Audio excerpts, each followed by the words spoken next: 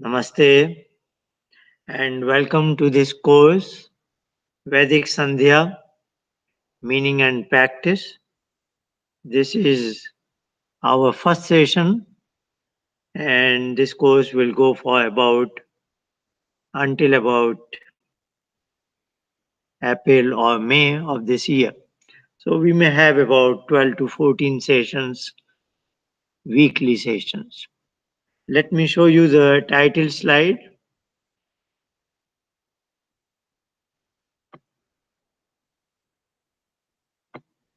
Yeah. So I will use the PowerPoint slide. The title is Vedic Sandhya, Meaning and Practice. Sandhya is classically called as Sandhyopasana. Sandhya is a method to be in Upasana. Upasana is a Sanskrit term, Up and Asan, being near to Him, that Supreme Being, generally referred to as Ishwar.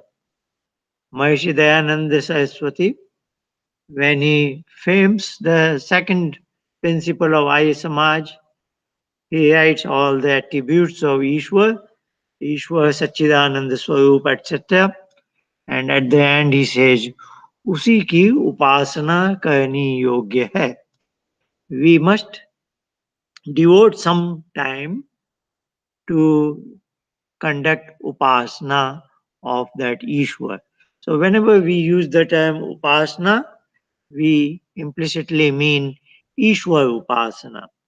So let's look at some background why Ishwar upasana is so much necessary, so much wanted for all of us.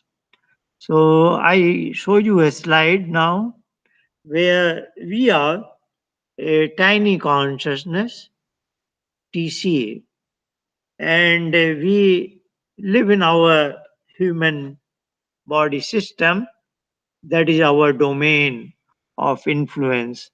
We can influence our hands and feet, etc. All that is in our body domain. And this is my non physical tiny consciousness that is the owner of two instruments, namely body and mind, through which we conduct all kinds of our business throughout the day. Mainly, now let us look at this non physical consciousness. This has three extraordinary powers, which is written on the very top line. Our three extraordinary powers is ability to act, like I can use my hand and lift something. Ability to know, we have five senses that acquire knowledge from our surroundings. And finally, this is me, my consciousness, that tiny point like entity that gets to know the information being brought by five senses. So I am the knower. And as I get to know the event through my mind, it has an impression, it has an effect on me that it becomes an experience for me. And then I feel something, it is either to my liking or to my dislike.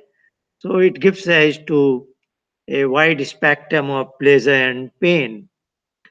So this is my consciousness, what is called a Jivatma, which has these three inherent powers: ability to act, su- influence my surroundings, ability to know what is happening in my surroundings, and as I get to know them, I go through a emotion of pleasure or pain.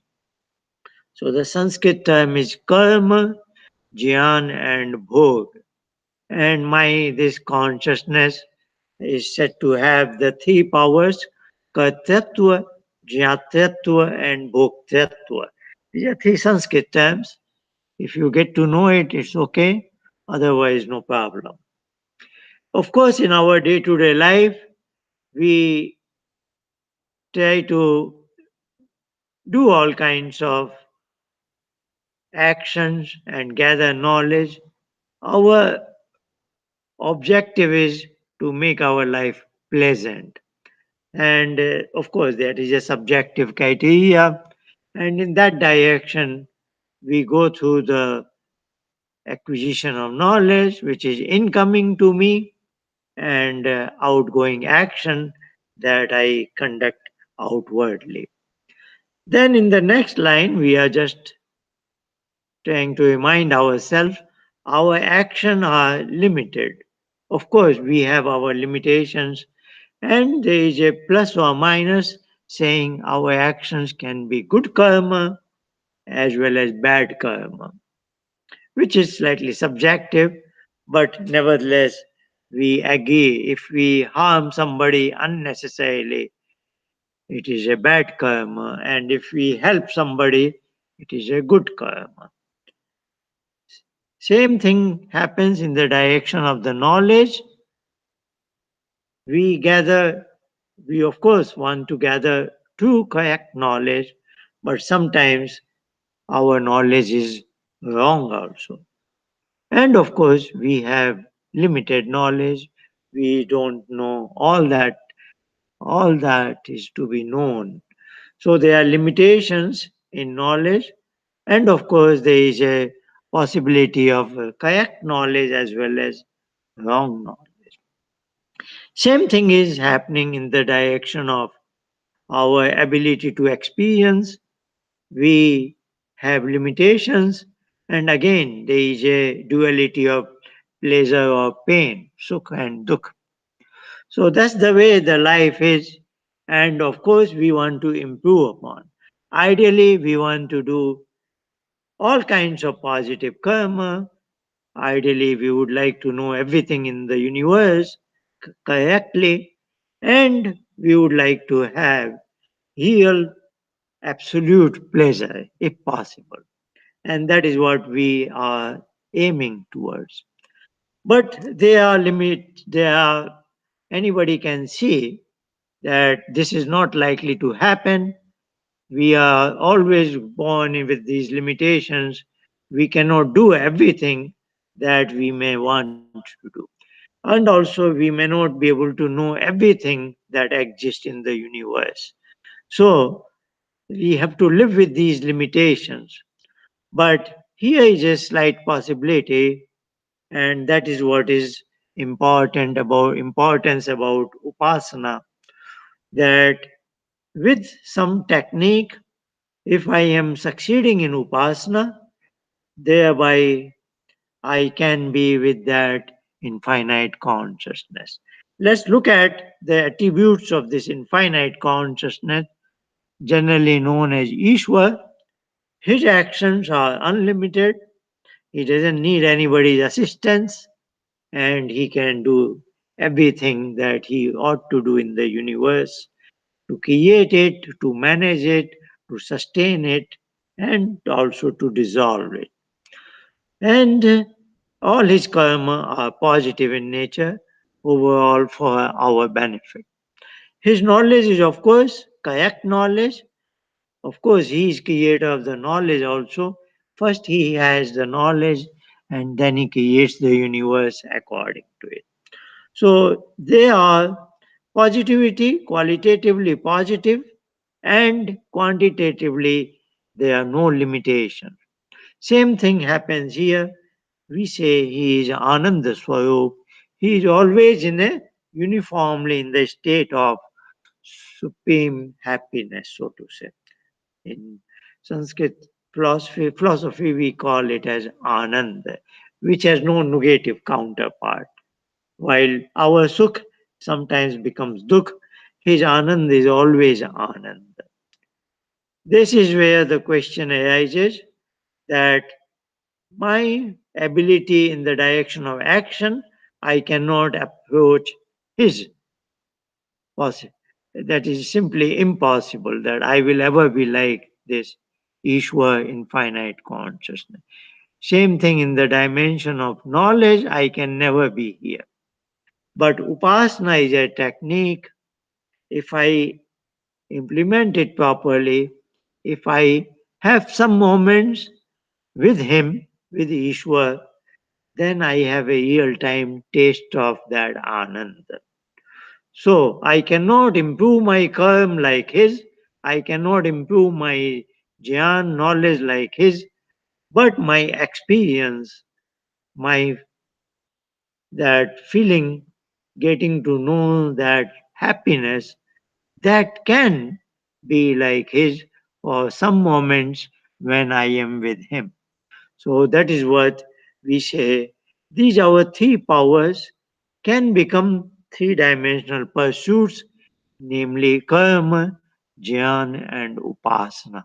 While our powers were karma, jnana, and bhog, this bhog can be made to become reach that saturated state via upasana. And Maharishi Dayanand says, upasana is well described. He writes in Rigvedadi Bhashya Bhumika. Towards the end, his chapter on Pratijna Vishay, when he is justifying the commentary he is writing on the Vedas, then he mentions that he need not go into detail insofar as Upasana dimension of Vedic mantras are concerned, because that has already been covered very well by Kapil in Sankhya and by Patanjali in the book called Yoga.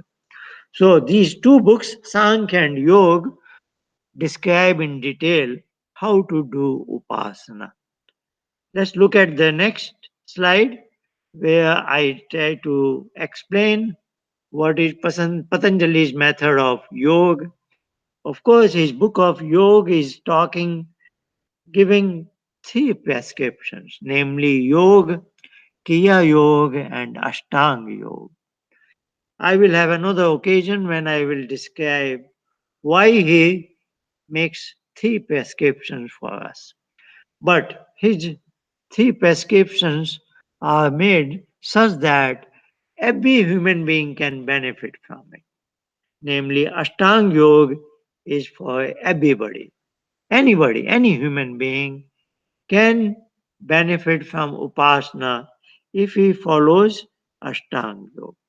Ashtanga Yoga is the term Ashta means octa, eight, has eight limbs that are Yam, Niyam, Asana, Pranayam, Pratyahar, Dharana, Dhyan, and Samadhi.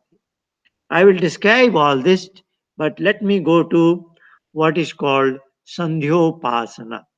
So in previous slide, I have explained to you that Sandhyopasana, Sandhya is basically Upasana, and I want to show you that yes, Sandhya, the list of mantras that we recite in what is called Vedic Sandhya, what they are, how how many mantras are there, and then how do I will come back to this slide of Ashtanga Yoga to show you what part of Ashtanga Yoga, what element or what limb of Ashtanga Yoga correlate to what mantras.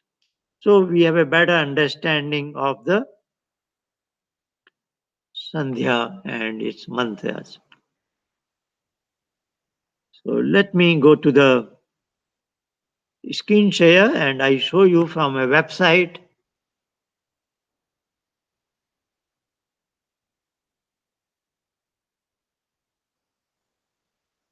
Just a minute. Yeah.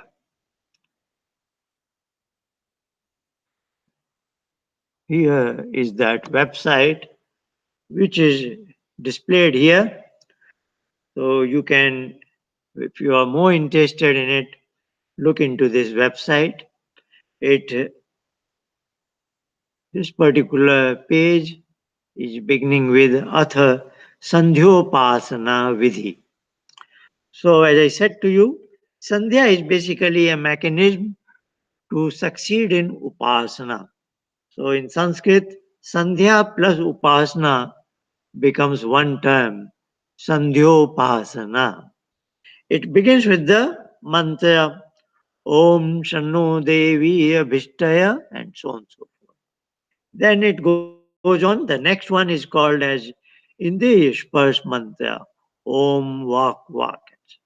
When we touch our body organs. The next one is called as Marjan Mantra when we touch again our body organs but with wet fingers. Om Bhuh Punatu Sheyasi. Then comes the Pranayam Mantra, which are seven of them, very short mantra, Om Bhu, Om Bhuva, Om Swa, etc. Now there are three sets of mantras, or one set of three mantras that are coming from Rig Veda. It is last but one sukta of Rig Veda describing the philosophy of creation.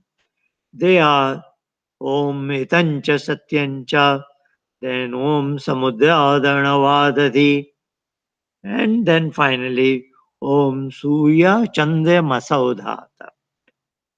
Just giving you a brief idea what Vedic Sandhya is like. Then we have a set of six mantras coming from Atharvaveda, and they are called as Manasa Paikrama mantra. They are like Om Prachi Digagneya, then next is Om Dakshina Digindro, then it will be Om Patichi Digvaruno, then the Udichi Diksomo, Dhruva Digvishnu Adhipati, finally Udhva Digvahaspati Adhipati. These are six mantras called as Manasa Paikrama. Now the next four mantras are called as Upasthan mantra. Upasthan. They are namely first one Om Udvayam Tamasaspaye, Om Udutyam Jata Vedasa, then Om Chitram Devanam. The fourth one finally is Om Tachakshu Deva Hitam. Now comes the climax of Sandhya when the practitioner recites the Gayatri Mantra. This is the finality. This is what actually is Upasana. I won't say this is Upasana, but this is the Upasana Mantra. After that, the devotee is supposed to have some minutes of Upasana, meditation. So that should be the meditative experience. And if he is succeeding in that, it should result in Upasana, being with that Supreme Being. And that is the finality of it. And then he thanks in his own words that supreme entity. This is called as Samarpana Mantra, surrender and dedication. And then finally he goes to that supreme, not physical sense, but bids his, takes his leave and do a kind of what is called namaskar. He goes to that supreme being and takes leave from him, and that concludes the sandhya. So these are so many mantras that we recite, and actually the sandhya, the sandhyopasana is the meditative experience after the Gayatri mantra. So we have had a very quick overview of what these mantras are, and now I want to show you what Patanjali's Ashtanga Yoga is and how each limb of the Patanjali's Ashtanga Yoga will correlate with these mantras. So let me show you that slide of Patanjali's Ashtanga Yoga. And I will describe in a quick succession what are these eight limbs of Patanjali's Ashtanga Yoga. So, a quick review by now we have seen is we are a tiny non physical consciousness that has three extraordinary powers to act, to know, and to experience. I cannot reach out to the infinite consciousness who has unlimited quantity in both act in all those three dimensions, namely in actions, in knowledge, and he is always in that Ananda Swarup. But I may not be able to improve upon equivalent to his powers in terms of action and knowledge, but sure, I can have a taste of his Anand, provided I am with him. And being with him is called upasana. But the challenge is there that I must disconnect from my body and mind, and then only I can be with him. So, upasana, necessary condition for upasana is disconnection from mind. And that's where Patanjali's yoga treatise becomes relevant because Patanjali's yoga is talking about yoga chitta vritti nirodha. All that is happening in my chitta, my mind, should be subdued. There should be absolute cessation of that. When my mind is thoroughly inactive, then I can disconnect from my mind and then I can be in upasana. So Patanjali is giving us a prescription through Ashtanga Yoga. How can I make my mind thoroughly inactive? So these are eight steps, so to say. First is yam, duties to others, abstentions. How do I interact with others in the society? There are five elements here: ahimsa, satya, asteya, brahmacharya, apayagya. Ahimsa is not to hurt others. Satya is being truthful. Asteya, not to be greedy, not to steal others' belongings. Brahmacharya, not to see person of opposite gender with lust. And apayagya, not to collect material things beyond our legitimate needs. If I am obeying, if I am carefully following all these five elements, then I will be morally an upright person. And then only I can proceed further in yoga, further in upasana. Second limb is niyam, my duties to my own self. Even though I, as an individual, must take care of my own self in a proper manner. Again, there are five elements here: Shauch, Santosh, Tap, Swadhyay, Ishwar, Pranidhan. Shauch is cleanliness. That is very important for my health and strength. I should keep my body externally as well as internally clean. Santosh is sense of contentment. I must be with a positively cheerful in whatever circumstances I am. That sense of contentment brings some sort of inner happiness. But that doesn't mean I should accept the present as my destiny. I should always be intending to improve upon it. And that's what is the third element of niyam is tapa, meaning I should improve my situation irrespective of the external situations, whatever is, even if it is difficult weather conditions, even the external forces are not to my liking, I should be steadfast and improve my journey in Upasana. So that was Tapa. Swadhyaya is self-study as well as study of self.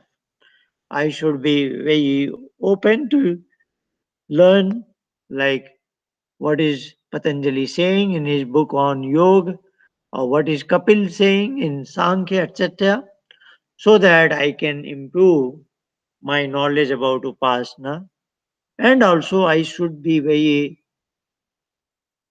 keen for introspection, study of my own self. When I am in Upasana, what kind of mental thoughts occupy my mind and why do they come at all? How can I get rid of them? So, an introspection helps me get away from mental fluctuations and make some progress in Upasana. Finally, the fifth element of Niyam is Ishwar Pranidhan, that I should be love and gratitude towards that Ishwar like a small child has towards his mother. Some sort of that sort of affinity I should have. Finally, it is translated as whatever I do in the world as if I am his representative. Then I will not let him down and all my actions will be of highest order.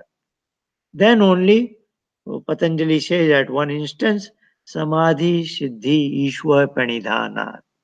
So if I have been careful in Ishwar Pranidhan, then only I will be successful in Samadhi. So this Yam and Niyam are my lifestyle. How do I conduct myself in the society 24 by 7? Now next few ones, next 6 steps are particular to the method of Upasana, prescription for Upasana. Asana is a body posture. I should acquire a comfortable posture that will allow me to sit in Upasana, and with practice, maybe that duration increases from 10, 15, 20 minutes to even 60 minutes, 90 minutes, etc. Once I have that capability, then Upasana is likely to be successful. Then it is pranayam. I influence my breathing and make it deep diaphragmatic breathing. That will be pranayam. So this is related to the body posture. This is related to breathing. And now we are going further inward in our inward journey. Pratyaha is instructing our mind to not to be interested in the external world.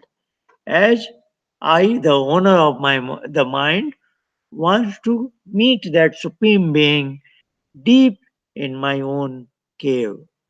So I am instructing my mind to shut off all its connections that are through those 5 sensory organs and not bring any information to me from what is happening in the external world. That is pratyahar. Now it is dharana. Dharana is being focused on one thing, what I want. I want to be in upasana, so I want to tell my mind, just be focused on that. Being with Ishwar for a while. And absolutely getting lost into that thought is dhyan, when no other thought strikes me. And when even this thought is disappeared, I am just with him, without any sense of space and time, no fluctuations, nothing is there, then I am with him. That is upasana. So these are 8 limbs of Ashtanga Yoga, and now we'll see how Sandhya, the mantras that we had seen, correlate with them. Let's go back to that slide, that website.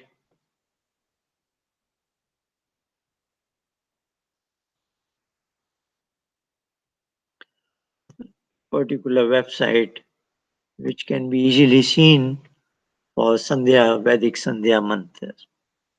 So this the very at the outset, the very first mantra is describing what is the objective of Upasana. Why do I want to be with Ishwar? Of course, the objective is to improve my quality of life. I want to be in a state of happiness and I want to feel it every moment. So, more I succeed in Upasana, I will be energized. Just like a small child, once he plays around for an hour or so, then he goes to his mother. His mother gives him a touch here and there. With that mother's touch, he gets energized. And then he plays around for another hour or so. So, in our life also, this is our cosmic mother, cosmic father called Ishwar. And if I succeed in Upasana, so classical times we were supposed to be doing it twice a day. First thing in the morning and then in the evening.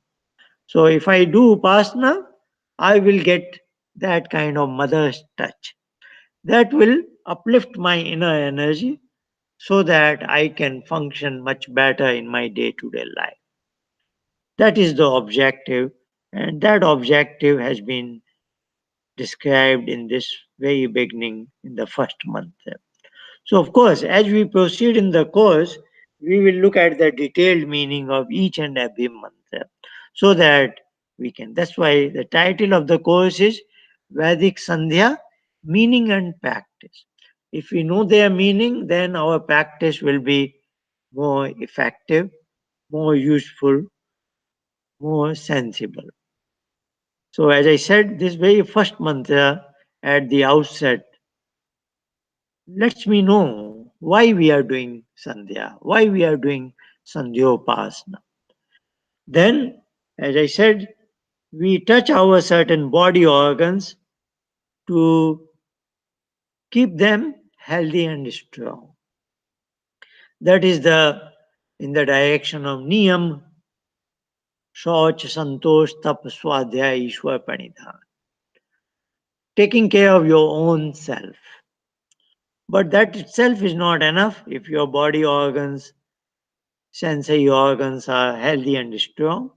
They should be pure also. And that is what is taken care of the third mantra, Mahajan mantra, Om Bhupunatu Sheshe. This is taking care of Patanjali's yam. If all my sensory organs are pure, then we will be we will never be able to function immorally.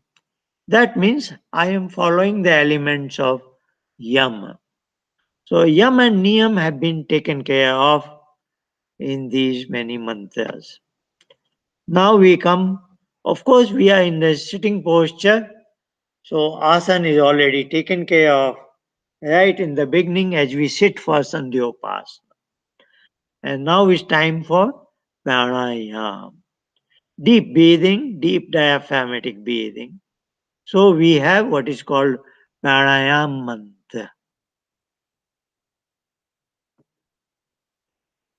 If you remember well, in Patanjali's Ashtanga Yoga, we had listed Yama, Niyam, Asana, and Pranayama. So these many mantras that we have discussed, we are already through these four limbs.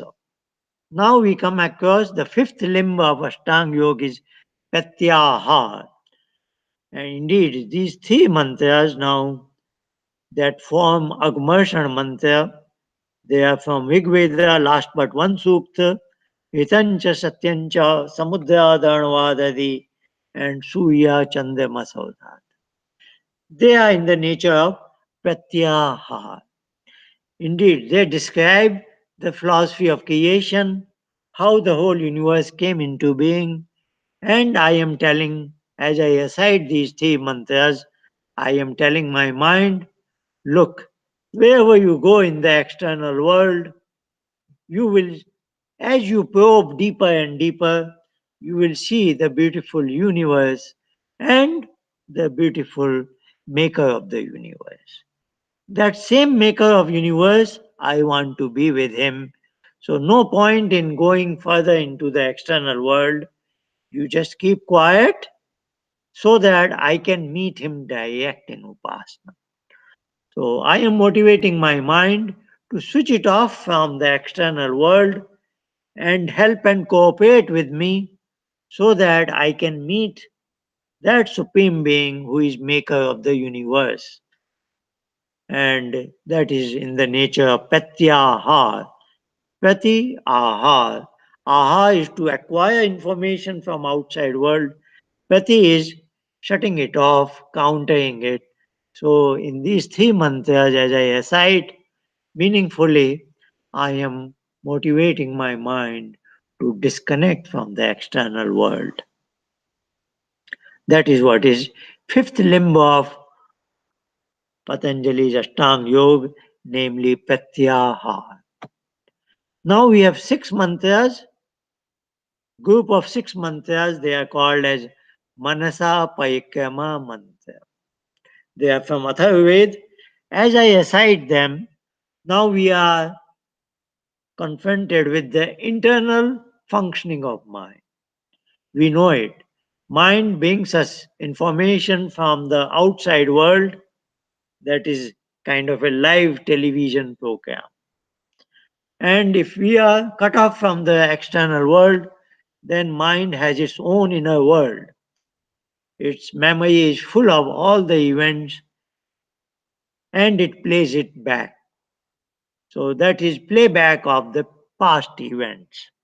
So even that I want total cessation of those functions. So the Patanjali's sixth limb was dharana. Dharana is deshbandha chittasya dharana.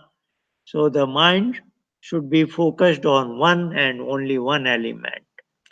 And here we choose, we make a tour of all the six directions and we let our mind conclude that whichever direction you go within your mind, you will find that supreme being only. Whatever you are trying to build upon through the process of thinking to improve my quality of life, all that is originating from that supreme being.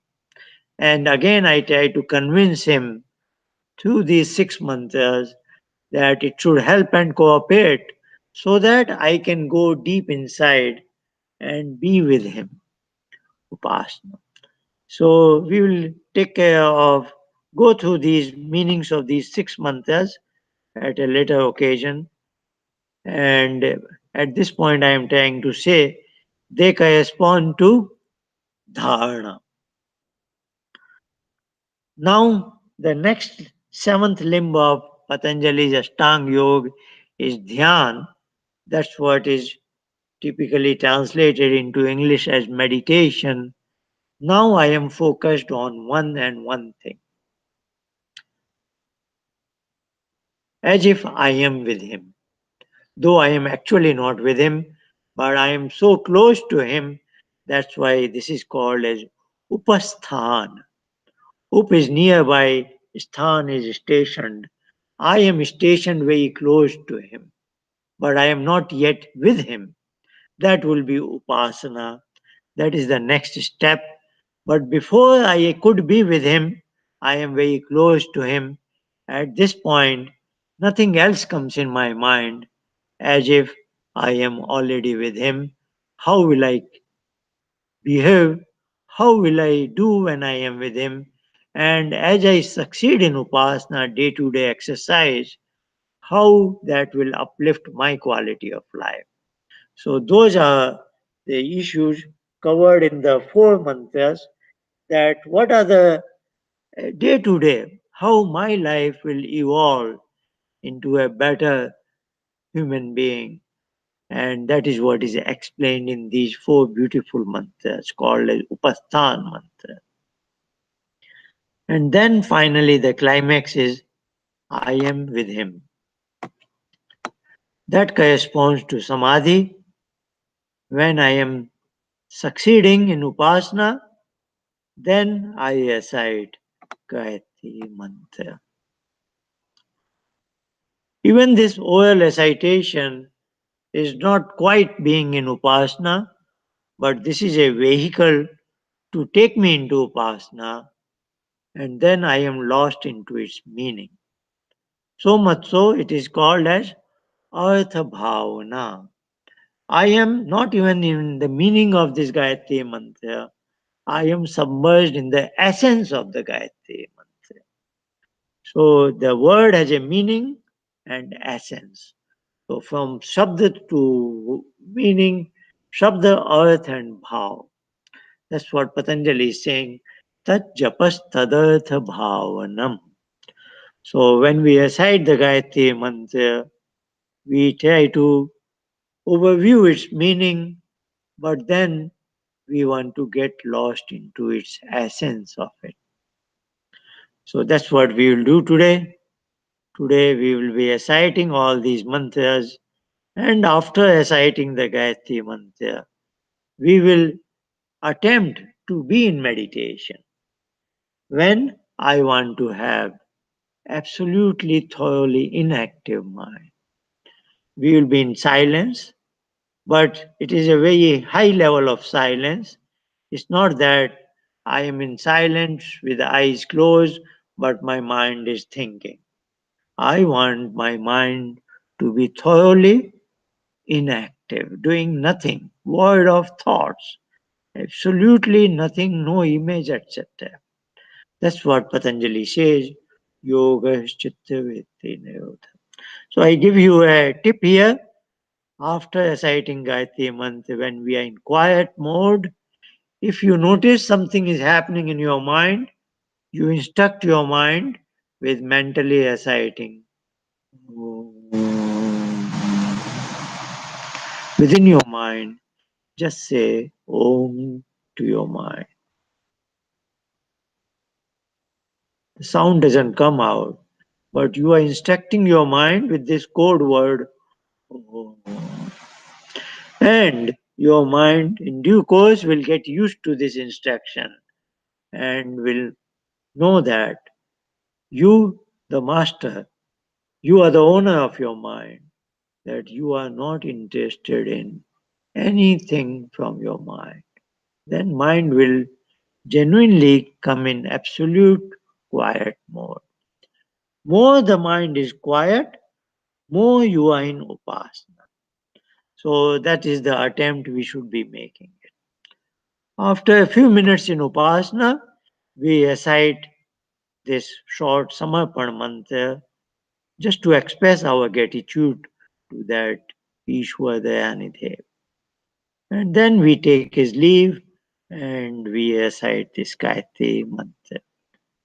So, as I said, as far as Sandhya's correlation with Ashtanga Yoga is concerned, this is the climax of Samadhi, and we really want to taste that Samadhi here. So, we will spend some moments in meditation. I will put a alarm clock on my phone, so don't worry about the time. And I will say today is our first session. I will just make it as about 7 to 8 minutes. So 7 to 8 minutes of upasana, of meditation, we would be devoting here after reciting the Gayatri mantra. And as we proceed further in this course, we will devote slightly more time at this point. Remember, in those minutes of meditation, if you notice anything happening in your mind, instruct your mind that sound, that code word called pranam. How is it? It is Om. Not too long, not too short, but the sound should not come out. It should be just telling your mind. You don't have to make sound appear in outside world when you are communicating to your own mind. So, we are ready? We have seen why Upasana is very necessary. Maharishi Dayanand says Upasana is well described in Sankhya and Yoga, and we have seen Patanjali Yoga treatise, Ashtanga Yoga, and we have seen it how beautifully our Vedic rishis formulated this mechanism of Upasana in terms of Vedic Sandhya. They brought these many mantras together that correspond one to one very beautifully with Ashtanga Yoga of Patanjali. Let us do this Sandhya together today in this first session. Today I am doing in a very simplified manner and we will add to it one by one. Our format of this session will be similar in future as well in all the subsequent sessions. I will make some preliminary remarks in one or two slides. Then we will take one mantra each. Like next week, we will discuss the meaning of this mantra, Om Shanot. And then we will perform the Sandhya together. So that will be our format in three parts. Part one, some opening remarks related to Upasana and Sandhya. Then looking into the meaning of one Sandhya mantra at least, and then performing the Sandhya. Today we are performing the Sandhya in a very simple manner, but towards the end of the course, we will be performing it in a very correct manner that may take 35 to 40 minutes or so. But today it will take only about 15 to 20 minutes. But the actual upasana will be after the recitation of the Gayatri mantra. So let's see. I am just setting my,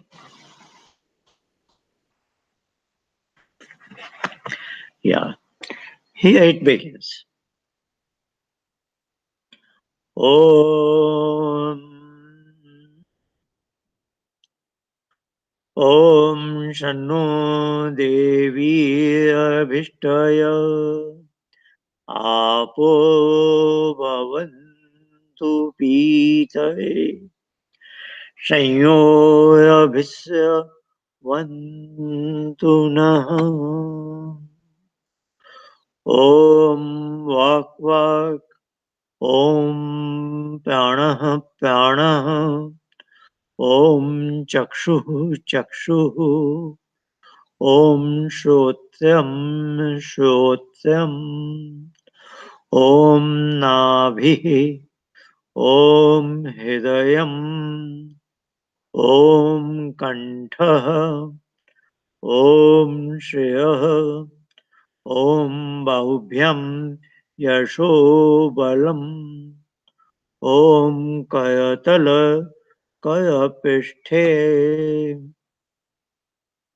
ॐ भूः पुनातु श्रेयसी ॐ भुवः पुनातु नेत्रयोः ॐ स्वः पुनातु कण्ठे ॐ महः पुनातु हृदये ॐ जनः पुनातु नाभ्याम् ॐ तपः पुनातु पादयोः ॐ सत्यं पुनातु पुनः श्रेयसी ॐ खं ब्रह्म पुनातु सर्वत्र ॐ भूः ॐ भुवः ॐ स्वः ॐ महः ॐ जनः ॐ तपः ॐ सत्यम् ॐ एतञ्च सत्यञ्चाभिद्धातपसोऽद्य जायत ततो रात्र्यजायत ततः समुद्रो अणवः ॐ समुद्रादणवादधि संवत्सरो अजायत अहोरात्राणि विदधद्विश्वस्य मिषतो वशी ॐ सूर्यचन्द्रमसौ धाता यथा पूर्वमकल्पयत् दिवं च पृथिवीं चान्तरिक्षमथो स्वः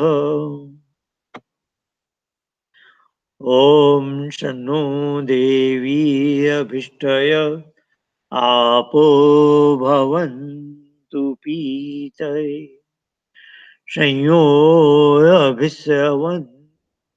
नः ॐ प्राचीदिगग्निरधिपतिरसितो रक्षितादित्या ईशवः तेभ्यो नमोऽधिपतिभ्यो नमो रक्षितेभ्यो नमः ईशुभ्यो नमःभ्यो अस्तु योऽस्मान्द्वेष्टियं वयं दुष्मस्तं वो जम्भे दद्मः ॐ दक्षिणादिगिन्द्रो धिपतिस्त्रियश्चिराजि रक्षिता पीत ईशवः तेभ्यो नमोऽधिपतिभ्यो नमो रक्षितेभ्यो नमः ईशुभ्यो नमः एभ्यो अस्तु योऽस्मान्द्वेष्टियं वयं दुष्मस्तं वो जम्भे दद्मः ॐ प्रतीचीदिग्वरुणोऽधिपतिः प्रदाकुरक्षितान्नमिषवः तेभ्यो नमोऽधिपतिभ्यो नमो रक्षितेभ्यो नमः ईशुभ्यो नमः एभ्यो अस्तु योऽस्मान्द्वेष्टियं वयं दुष्मस्तं वो जम्भे दद्मः ॐ उदीचि दिक्सोमोऽधिपतिष्वजो रक्षितारशनीषवः तेभ्यो नमोऽधिपतिभ्यो नमो रक्षितेभ्यो नमः ईशुभ्यो नमः एभ्यो अस्तु योऽस्मान्द्वेष्टियं वयं दुष्मस्तं वो जम्भे दद्मः ॐ ध्रुवादिग्विष्णुरधिपतिः कर्मा शगीवो रक्षिता वियुधैषवः तेभ्यो नमोऽधिपतिभ्यो नमो रक्षितेभ्यो नमः ईशुभ्यो नमः एभ्यो अस्तु योऽस्मान्द्वेष्टियं वयं दुष्मस्तं वो जम्भे दद्मः ॐ ऊर्ध्वादिग्बृहस्पतिः शुक्रो रक्षिता वर्षमिषवः तेभ्यो नमोऽधिपतिभ्यो नमो रक्षितेभ्यो नमः ईशुभ्यो नमः भ्यो अस्तु योऽस्मान्द्वेष्टियं वयं दुष्मस्तं वो जम्भे दद्मः ॐ उद्वयं तमसस्पयि स्वः पश्यन्त उत्तरम्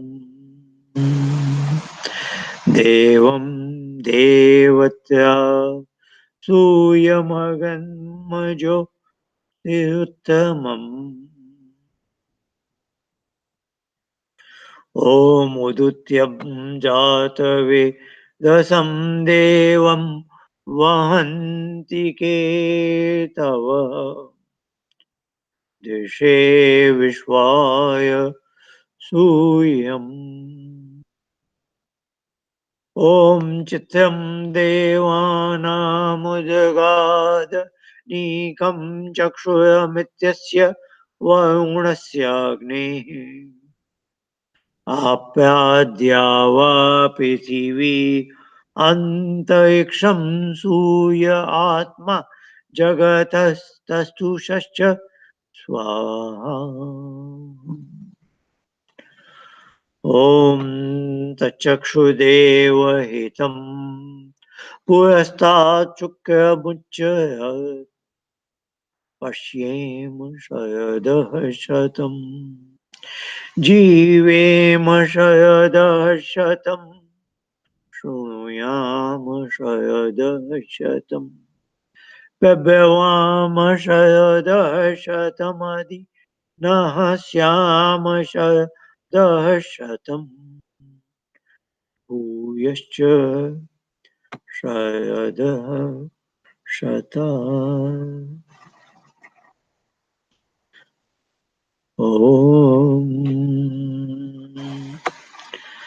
भूर्भुवः स्वः तत्सवितुर्वरेण्यं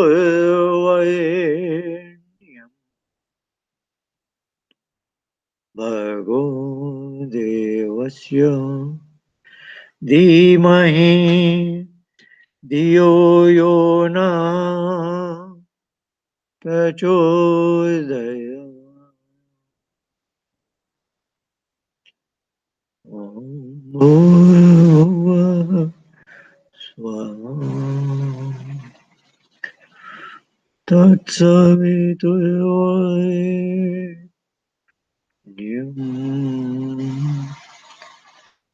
भर्गो देवस्य धीमहि धियो यो नः प्रचोदयात्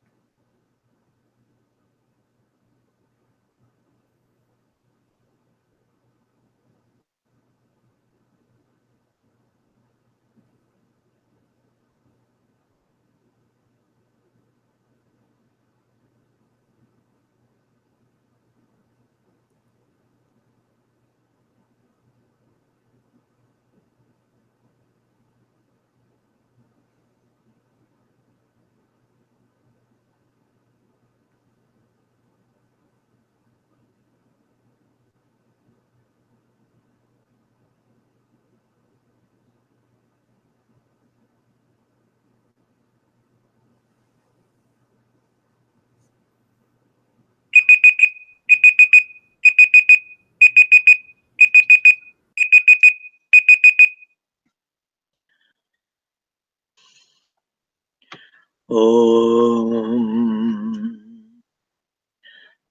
हे ईश्वर दयानिधे भवत्कृपया अनेन जपोपासनादिकर्मणाम् धर्मार्थ काममोक्षाणाम् सद्य सिद्धिर्भवेन्न ॐ नमः शम्भवाय च मयोभवाय च नमः शङ्कराय च मयस्कराय च नमः शिवाय च शिवतराय च ॐ शान्ति शान्तिः शान्तिः. That was our Sandhya, and that concludes our first session of Vedic Sandhya meaning and practice. We will build upon our understanding of Sandhya and improve upon it as we go further. Our format will be, as I said earlier, first few minutes, certain remarks related to Sandhya, Upasana, etc. Then we will pick up one mantra at a time and look at its detailed meaning, and then we will perform the Sandhya together. Thank you very much for joining me. See you next week.